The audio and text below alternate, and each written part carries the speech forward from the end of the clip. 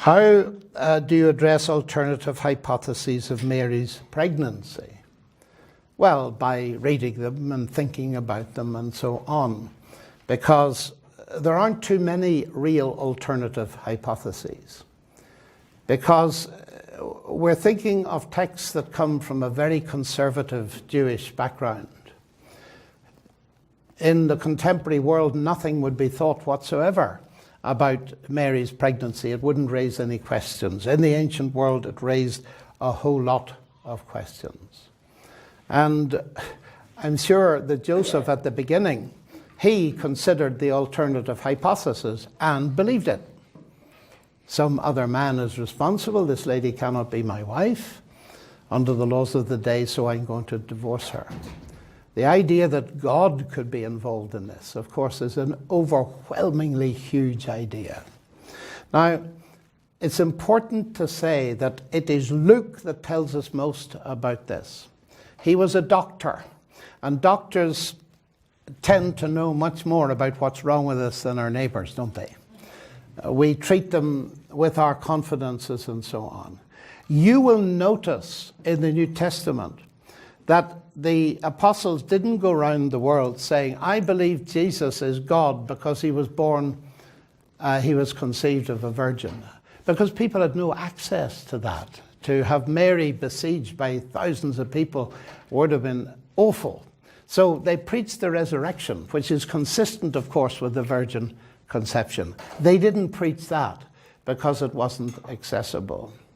So the theories proliferate. And of course, the theories depend on assuming naturalism mainly, trying to explain it within the core of what we understand from science. But there's so many little hints that this is authentic. You see, for instance, Luke, being a doctor, knew the law of nature. It is very interesting to me that he uses the law of nature to argue the case for the genuineness of this.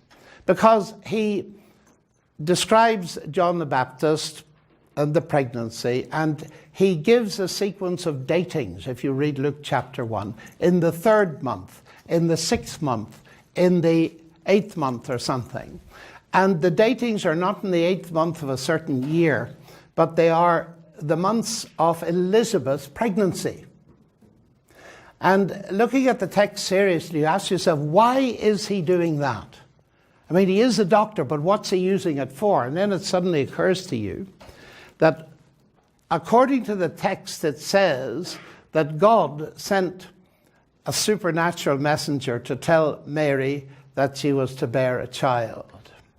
And then it says she went to a very elderly, godly Jewish woman called Elizabeth, who had been pregnant earlier.